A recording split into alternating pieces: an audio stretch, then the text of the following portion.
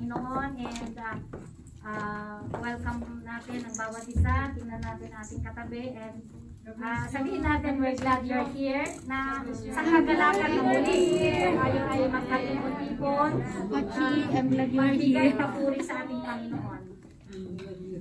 All of us, ang bawat isa sa atin ay has been set apart. Yung kagaya ng awitin, pinili tayo ng Panginoon, na yung pagkapili sa atin ay napaka-special po.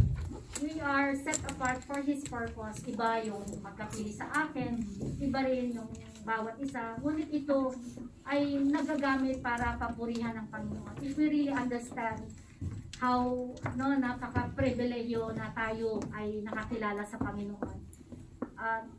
Hindi ito mapapalitan na anumang uri ng salapi, kundi yung kapayapaan, kagalakan na meron tayong Panginoon na nagmahal sa atin. Ginamot tayo from where we were before, and today, merong victory sa bawat yugto ng ating buhay. Nararanasan natin yung katagumpayan na nasa kamay ng Panginoon. And sa hapong ito, pagpapatuloy po natin ang ating pag-aaral dahil ito ay buwan ng Mayo, at ibinilagay ng Panginoon sa ating puso tungkol nga yung pagpupuri sa Panginoon, yung katanggap-tanggap na nakakalugod sa Panginoon at approve sa Kanya. Ang tanong ko ngayon, nakapag-alay ba tayo individually? Alam nyo na naibigay nyo yung pinakamainam na pagpupuri sa Panginoon. Dahil lahat ng all biblical worship, lahat po ng uri ng pagsamba at paninilbihan natin sa Panginoon, even yung encounter natin sa Panginoon, ito ay may kalakip na sacrifice. Ano yung mga sacrifice na yon? Yung panahon natin na makinig sa Panginoon, to be able to encounter Him, ay napakahalaga po iyon. Ang ating paninilbihan sa Panginoon din ay kalakip nito ang mga sacrifices. So, sa hapong ito, pag-aaralan po muli natin tungkol doon yung worthy worship, yung sacrificial worship natin sa ating Panginoon. Amen? Amen. He is worthy of worship. Kasi po, sa Lumang Tipan, in the Old Testament, ang pag-aalay ng sacrifices ay palaging involved every time na ang mga lipi ng Panginoon, when they approach Him, kasama po dito ang sacrifice. In 2 Samuel 24:24, sabi dito ni Haring David, hindi ako mag-aalay sa Panginoon ng isang bagay na walang halaga. I will not offer to God anything that is not worthy. Kasi nung magbi-build ng altar si Haring David, ay yung araw na hari na yon ay gustong ibigay na lang sa kanya yung mga ox, yung mga wood na gagamitin. At sabi ni Haring David, ayaw niya ng libre, gusto niya yung pag nag-alay siya, yung may halaga. Amen? So, sa hapong ito, alam ko na meron tayong pag-aalay na mahalaga. At it should be. Haring David, nakilala niya, na-recognize niya na ang kanyang pinag-aalayan is worthy. Napakahalaga. He is worthy to receive honor, glory, and power.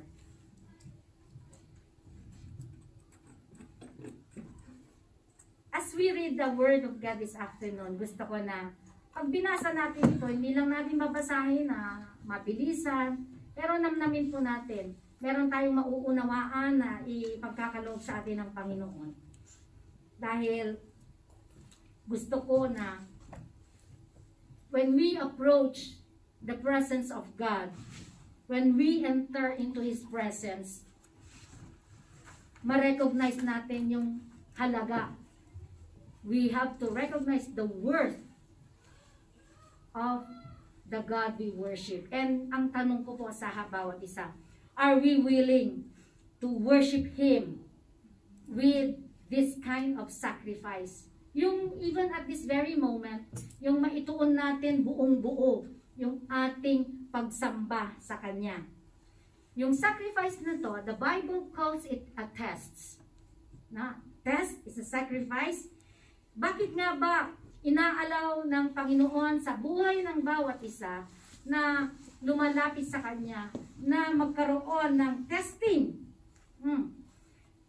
para malaman natin yung passion natin ay hindi lang, na ang paglapit natin sa Panginoon ay hindi dahil lamang sa nais natin ang Kanyang pagpapala, ngunit nais natin na sambahin siya, purihin siya.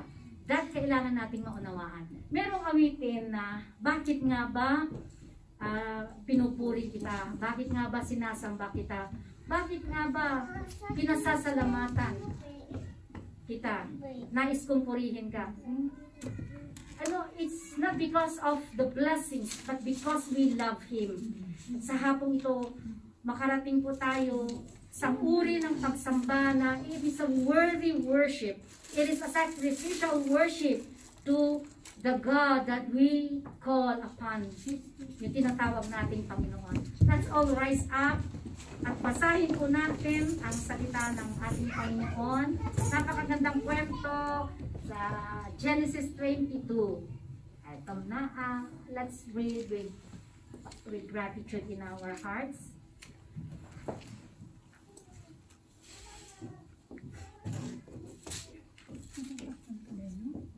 Sabay-sabay po nating basahin. Sometime later, God tested Abraham. He said to him, Abraham, here I am, he replied. Then God said, take your son, your only son, Isaac, whom you love, and go to the region of Moriah. Sacrifice him there as a burnt offering on one of the mountains I will tell you about. Early the next morning, Abraham got up and saddled his donkey. He took with him two of his servants and his son Isaac. When he had got enough wood for the burnt offering, he set out for the place God had told him about. On the third day, Abraham took up and saw the place in the distance. He said to his servants, stay here while I and the boy go over there. We will worship and then we will come back to you.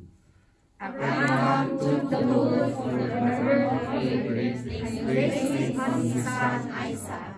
And he himself carried the fire and the knife. As the two of them went on together, Isaac spoke up and said to his father Abraham, Father, yes, my son, Abraham. Abraham replied, the fire and the wood are here. Isaac said, but where is the lamb for the burnt offering? Abraham answered, God himself will provide the lamb for the burnt offering, my son. And the two of them went on together. When they reached the place God had told him about, Abraham built an altar there and arranged the wood on it. He bound his son Isaac and laid him on the altar on top of the wood.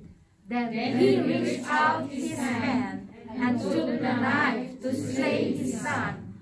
But the angel of the Lord called out to him from heaven, Abraham, Abraham, here I am, he replied. Do not lay a hand on the boy, he said. Do not do anything to him. Now I know that you will not tell from me your son, your only son. Abraham looked up, and there in a thicket he saw a ram caught by its horns. He went over and took the ram and sacrificed it as a burnt offering instead of his son. So Abraham called the place the Lord will provide, and to this day it is said, on the mountain of the Lord it will be provided. The angel of the Lord called to Abraham from heaven a second time and said, I swear on myself, declares the Lord, that because you have done this and have not withheld your son, your only son, I will surely bless you and make your descendants as numerous as the stars in the sky and as the sand on the seashore. Your descendants will take possession of the cities of their enemies, and through your offspring, all nations on earth will be blessed because you have obeyed me. Then Abraham returned to his servants, and they set off together for Beersheba. And Abraham stayed in Beersheba. Father, we stand before you, worshiping your holy name. Nais po namin, aming Diyos na buhay, na kayo ang mabigyan ng karangalan sa aming pakikinig ng inyong salita. O Diyos na mahabagin sa lahat, tulungan niyo kami na maunawaan ang inyong salita. O Diyos na hindi lang po ito maririnig, kundi magrema po, maiwan sa aming puso. At mailagay po na ang halaga ninyo sa aming buhay, mabibigyan po namin ng value ang tinatawag namin kayong Diyos na mabuti. Lord, empower your servant as I share your word. Yes. May I deliver your word with clarity, Yes, Lord. Lord. At makarating sa pandinig ng bawat isa. It will be a direct message coming from you to your servants, Lord. Help us to honor you, to worship you with all our heart, with all our soul, and with all our strength. In Jesus' mighty name, we praise you. Amen. Amen. Kayo pong lahat ay makakaupo.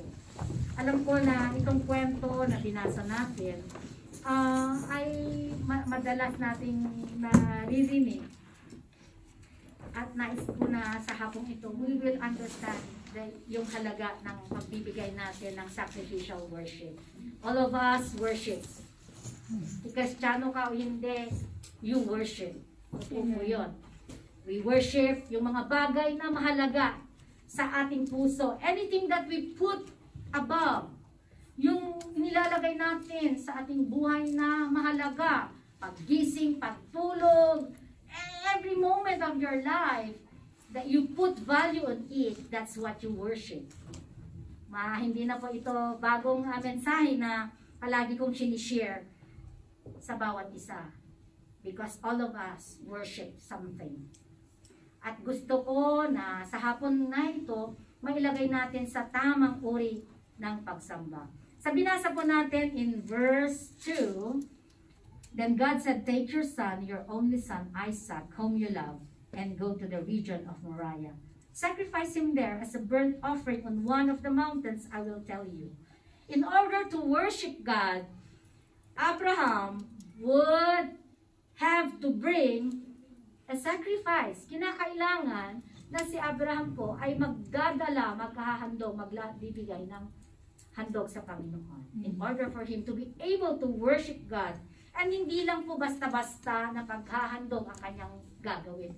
Kundi yung isang bagay, yung pinakamahalaga sa kanyang puso.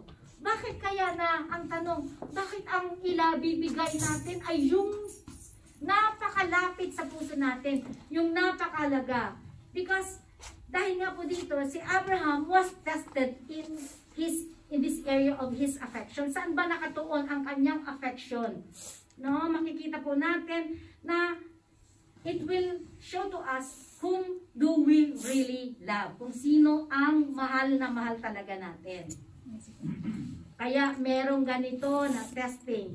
Yung precious sa atin. Hindi na tayo ititest sa mga bagay na walang saysay.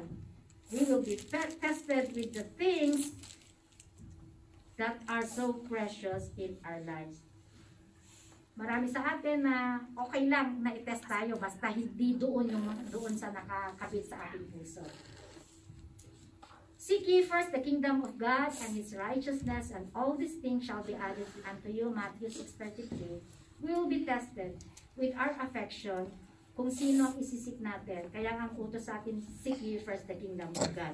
And even in Luke 14:26, sabi dito ng Panginoong Jesus, Simon, Simon, tingnan natin.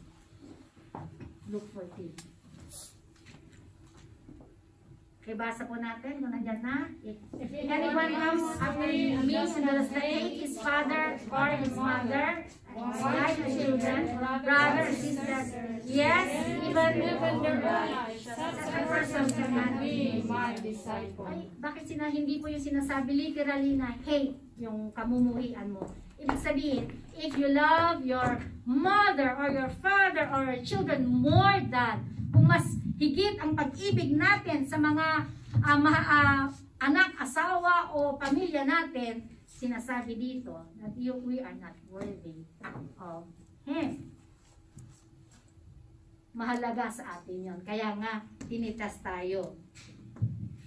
In the area also of giving, yung pagbibigay natin sa Panginoon, when God asked His people na magbigay, give a tenth, yung tithe na sinasabi. Itinitest po dito yung puso natin.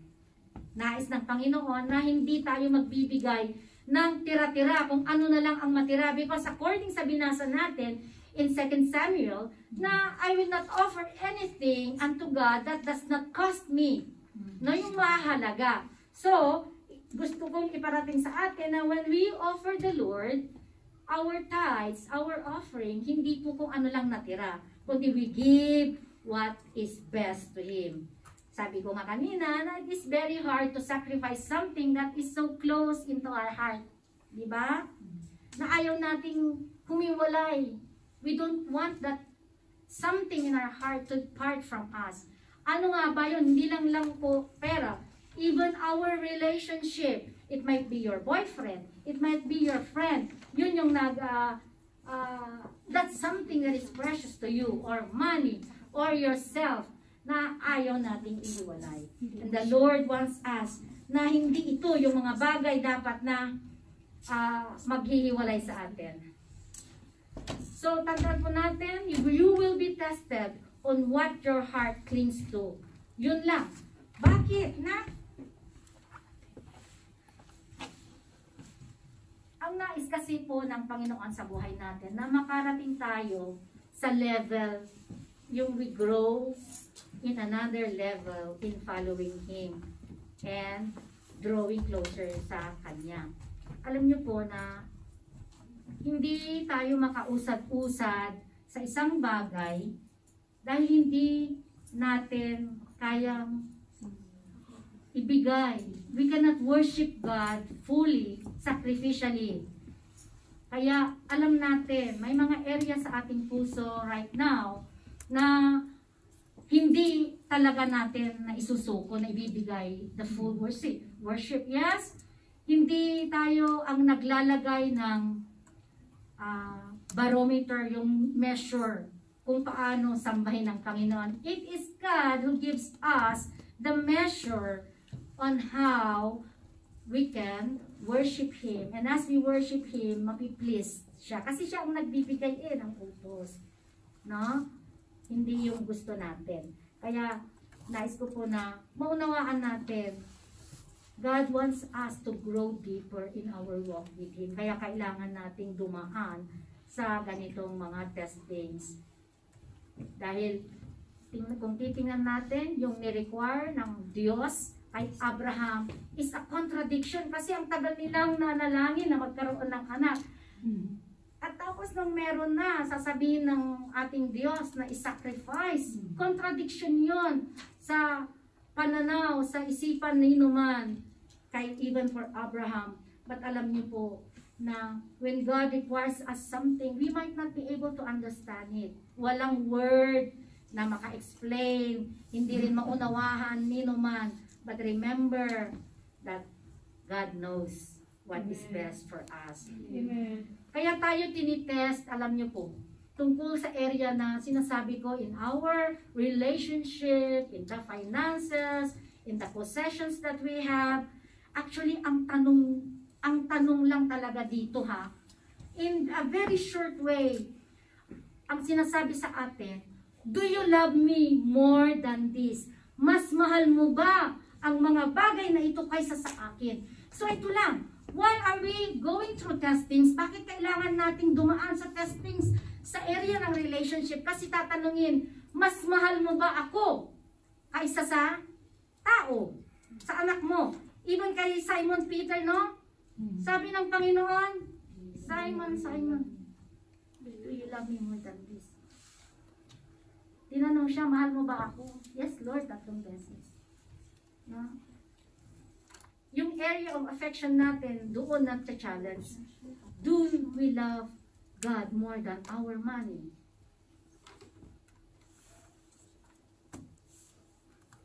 Or do we love God more than ourselves? Mas mahal ba natin ang sarili natin o ang pera natin? Kaya hindi natin kaya na mag-part sumiwalay. It is a hard teaching. It will always make us be better servants of the Lord. Yung response ni Abraham when God asked him to sacrifice that precious son of him. Verse 3, early the next morning, Abraham got up and saddled his donkey. Early the next morning, right immediately, sumunod siya. No? It took an immediate obedience sa buhay ni Abraham. Walang questions asked. Why? Kasi kapag alam natin ang Diyos na sinusundan natin, alam natin yung Diyos na sinasamba natin, we know the power, yung awesome power ng Panginoon, na He can do, pwede niyang gawin yung mga imposible sa buhay natin. He can do things that are impossible to be possible for us. Then, it will cause us for an immediate obedience. Hindi tayo magdadalawang isip na sumunod sa utos ng Panginoon because kilala natin and we have seen how the Lord has been faithful sa buhay natin. If you look back, mga kapatid, kung titingnan nyo ang buhay nyo noon and today, isn't it because of yung hindi ba dahil sa kabutihan, katapatan ng Panginoon or sa kakayanan ng bawat isa? It is by the love and faithfulness of God sa buhay natin. So, ang utos sa atin, for us to be able to worship God, to be able to worship sacrificially, it takes an obedience to the Word of God, to the leading of God. Willingness ang tinitingnan dito. Tinest ng ating Diyos si Abraham for his willingness to let go of what is important to him. No? Mahirap? Mauunawaan lang po natin yung tinatawag na sacrificial worship. Sacrificial worship when we are already at the altar of sacrifice. And then, God will show Himself. Ipapakita ng Diyos ang kanyang katapatan sa buhay ng bawat isa. In verse 9, when they reached the place God told him about, Abraham built an altar there and arranged the wood on it. He bound his son Isaac and laid him on the altar on top of the wood. Then he reached out his hand and took the knife to slay his son. But the angel of the Lord called out to him from heaven, Abraham, Abraham, here I am, replied, do not lay a hand on the boy. Do not do anything to him. Now I know that you fear God because you have not withheld from me your son, your only son. Alam niyo mga kapatid, Abraham's heart, yung puso ni Abraham, yung ownership niya sa kanyang anak, hindi na niya tinuring na pagmamay-ari niya. I-transfer niya, ibinigay niya sa Diyos ang kanyang ownership, no?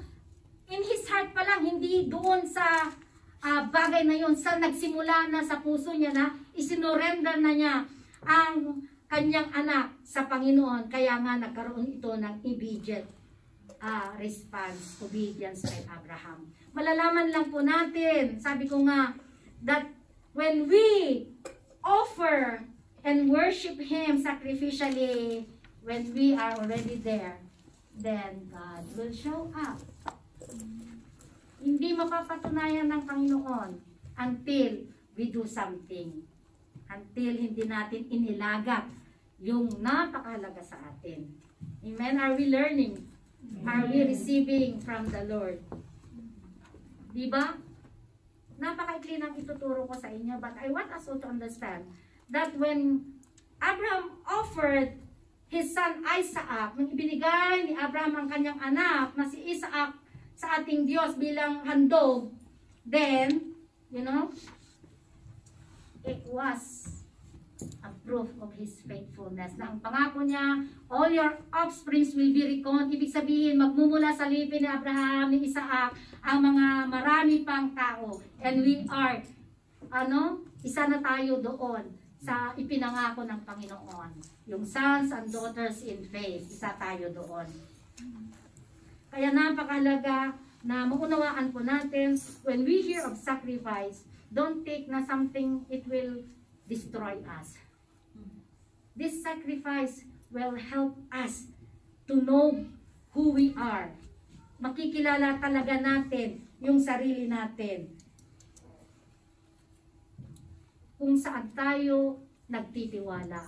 Kung kanino tayo kung nagmamahal sa ating Panginoon o sa mga bagay. Tandaan po natin na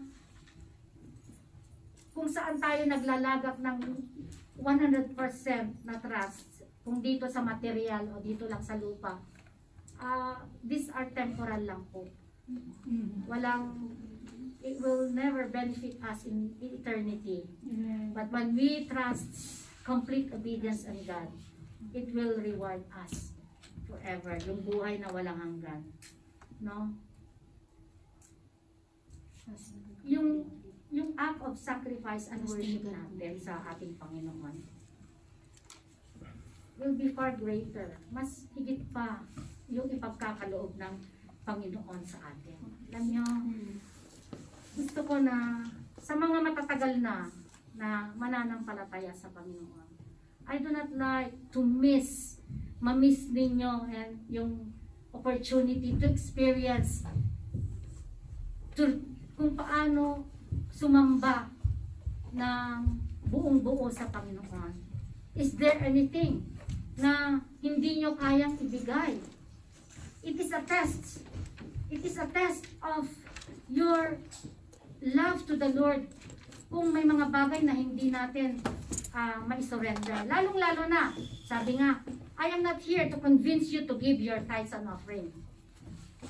I am here to teach you from the Word of God. Ramdam nyo ba na buo yung pagsasamba nyo when you do not offer what is due to Him? Hindi, no? Papalagi tayong yung kaaway is watching over us. O, ikaw. Merong nag-aano sa atin.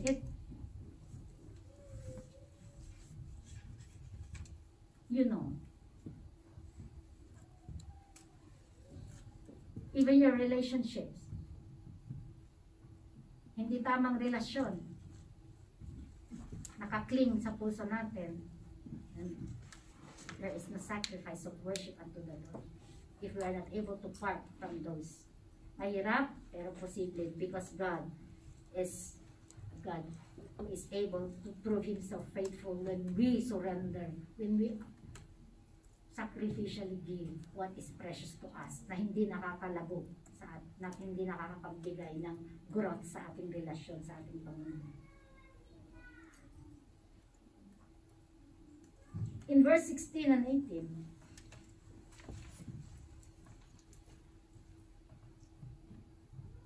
I swear by myself, declares the Lord, that because you have done this and have not withheld your son, your only son, I will surely bless you and make your descendants as numerous as the stars in the sky, and as the sand on the seashore. Your descendants will take possessions of the cities of their enemies.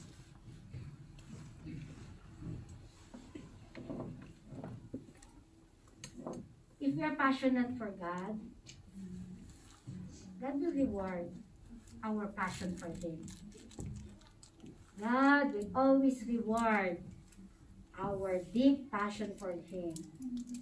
He will compensate, ibig sabihin, susuklian ito ng Panginoon. Ano man yung ginagawa natin para sa Panginoon, He will always bless the work of our hands kapag tayo ay may nag-o-offer ng worship that costs us.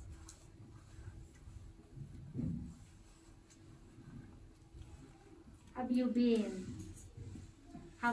nakaabot na ba tayo sa level of sacrificial worship that is worthy to the King of Kings?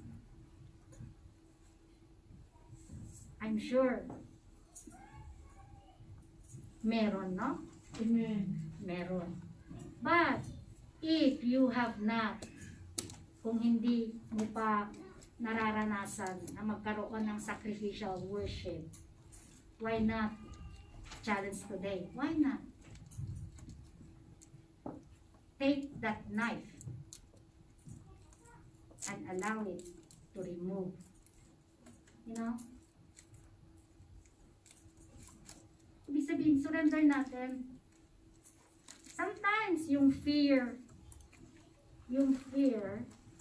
of losing, yung takot na mawala, takot na hindi kasya, takot na anything that causes you to fear, why not? Dahil mahalaga yun sa'yo eh, di ba? Mahalaga yun sa'yo. Why not surrender that? Take that as an offering and see and watch how the Lord will bless that fear into faith, that fear into trust. Amen? Amen. Mapapatunayan lang po natin ang katapatan ng Panginoon until we act personally, no? Kayo ang makakaranas noon. I cannot, but people will notice. Yung obedience natin sa Panginoon, yung sacrificial worship, yung worthy na pagsamba natin sa Panginoon, people will be blessed. No? Ang pamilya natin, remember, marami pa tayong mga pamilya na kailangang makakilala sa Panginoon. If we do not know how to worship God sacrificially, kung hindi tayo maglalaan ng panahon para lumago sa ating pagkakilala sa Panginoon by knowing His Word, growing in the knowledge of God, paano natin mabibless ang ating mga kapamilya? When we are not able to trust God by being a blessing, sabi nga ni Sister Neri, nung nakalaang linggo na siya yung in charge ng tithes and offering, na hindi sana katisuran ang pagtuturo tungkol sa pagbibigay. Alam niyo po, learn to trust God.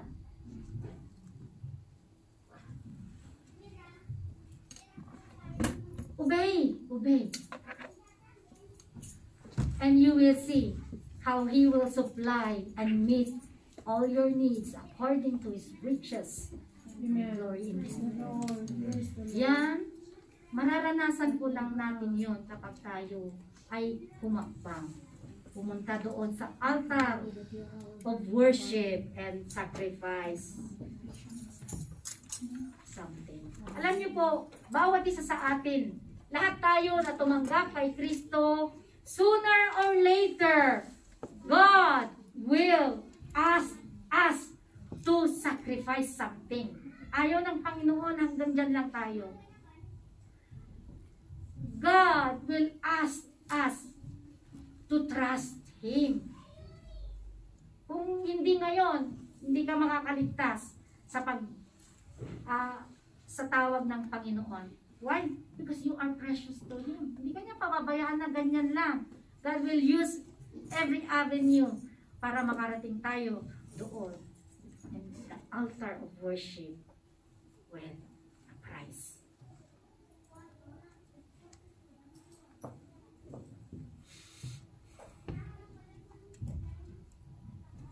God has entrusted back Isaac to Abraham, no? Amen. Hindi hindi kinuha ng Diyos si Isaac. Ngunit ipinagkatiwala muli ng Diyos si Isaac kay Abraham. And the nations were blessed.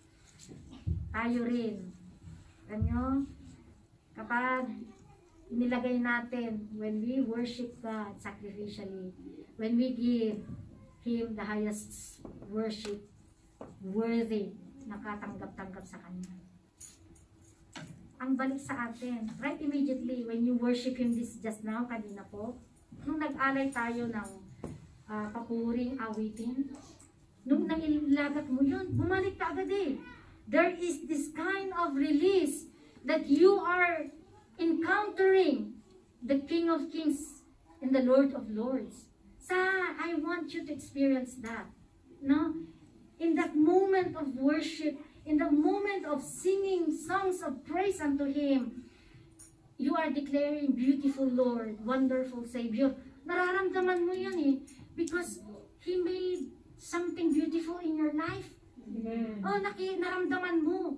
Now, without Him, palagi nating sinasabi, without Him, we are nothing. We cannot do anything apart from Him. Who we are today, kung sino tayo ngayon, nararanasan natin itong masaganang kalusugan, magandang pamumuhay, it's because of His love and His faithfulness sa atin.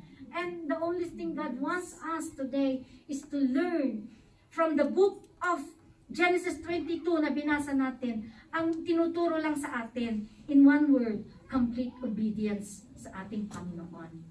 Amen? Walang nang iba na salita pa.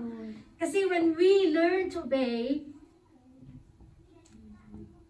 secondary na lang, hindi na mahirap magbigay ng papuri, worshiping the King of Kings. Hindi na mahirap isurrender yung mga bagay na mahalaga sa atin. Because we know in our heart who is precious. Kung mahalaga ang Diyos and He sits enthroned in our hearts, in our lives, yung mga bagay-bagay na yun, secondary na lang. Palagi siyang nangunguna. Amen? Amen. I want us all to start. Kung hindi mo pa naranasan, hindi mo pa nagagawa, at nandito ka, matagal ka na dito, paulit-ulit, learn to surrender your Isaac. I-surrender natin yung tinatawag na Isaac sa atin, yung mga mahalaga sa ating mga puso, and allow the Lord to prove that He is faithful sa buhay natin. Amen. Amen po ba? Amen. Sa hapong ito, it is a challenge for all of us. Every time we come into worshiping the Lord, gusto ko na maranasan nyo na hindi kayo nakikiramdam na, hindi kayo nakikiramdam kung ano ginagawa ng kapitbahay nyo. Just worship Him. Hindi kayo na-encourage lang dahil maganda ang tugtog, tapos pag nagkamali ang worship team, parang iiling-iling. No. When you worship God, ang ini-encounter mong Panginoon eh. No? Let us focus on giving Him the best. Gawin natin yon na pagbibigay ng pinakamataas na papuri sa Kanya, yung sacrificial, yung itutuon mo talaga na walang kahati ang Panginoon sa oras ng yung panahon ng pagpupuri sa Kanya. Wala siyang kahati. No? And then when you raise up your hand, I saw last Sunday na, and I am so pleased, and I am so blessed, and God is pleased. Nakita ko na nung itinaas niya yung kamay niya, the Lord was putting in my heart that He is worshiping. Bakit ang hirap itaas ang kamay? When you understand why you raise your hand, an act of surrender or relying on the Lord, you understand na yung ginagawa natin is to show your surrender, your worship and honor to the King, and your reliance sa Kanya. And even when we clap our hands, na yung pagpalakpak natin ay maraming salamat o Diyos. Yung lakas na ibinibigay sa atin. Different revelations ang ibibigay sa atin. Sacrificial yun, hirap. Ang hirap gawin eh. Especially worship team dancers, no? I don't want to see you happily dancing here. Dancing dito sa harap. Excited.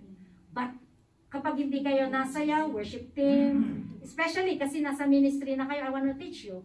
But when you are on that, dito sa congregation, parang hindi kayo, iba kayo kapag sumasayaw.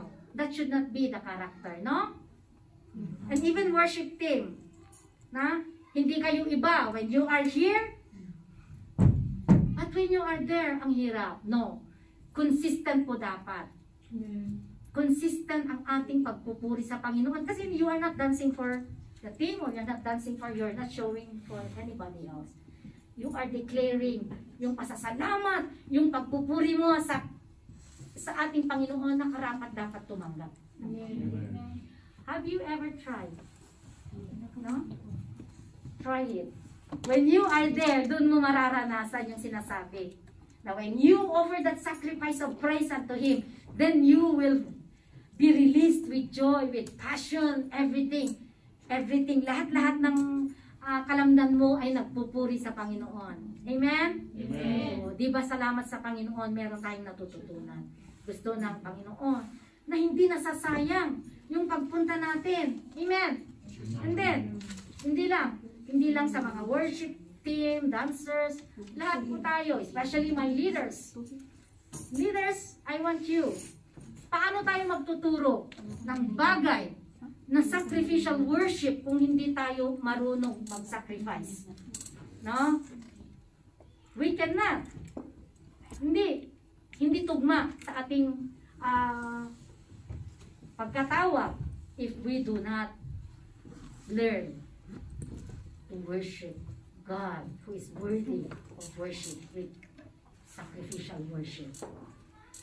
Di lang po sa mga leaders and ministry involved people, kayo rin, mga kapatiran na naririto, make every Sunday na naririto kayo, na nalugod ang Panginoon, na ibigay nyo talaga yung pinakamainam na pagsamba at pagpupuri. Mahirap sa una, pero let loose, hayaan nyo. Si Haring David, no? Hari na nga siya eh. Kapag siya ay magpuri sa Panginoon, sabi nga ng word, wagas. Hindi siya nahihiya, hari na nga siya eh. Ang hirap nun eh. You remove your position kung sino ka man and just humble yourself before the Lord and worship Him. Praise the Lord. Purihin ang Panginoon. Worship is the word of the Lord. Today, it's a challenge for all of us. He is the King of Kings. Amen. Hari ng mga hari, Diyos ng mga Diyos. So karapat-dapat, every moment na naririto tayo, ang pinakamainam na pagsamba ang pwede natin maihandog sa Panginoon. And whatever God asks and requires, kung ano yung hinihingi ng Panginoon, nire-require sa iyo ng Panginoon na surrender at the altar, do it now. So that, mas madali ang paglago ng bawat isa. Tayong natin magpasalamat sa Panginoon. Awitin natin yung bakit nga ba pinupuri kita. And I'm asking Sister D kung meron alam natin yung awitin. Ilagay natin sa tamang pagsamba ang ating Panginoon.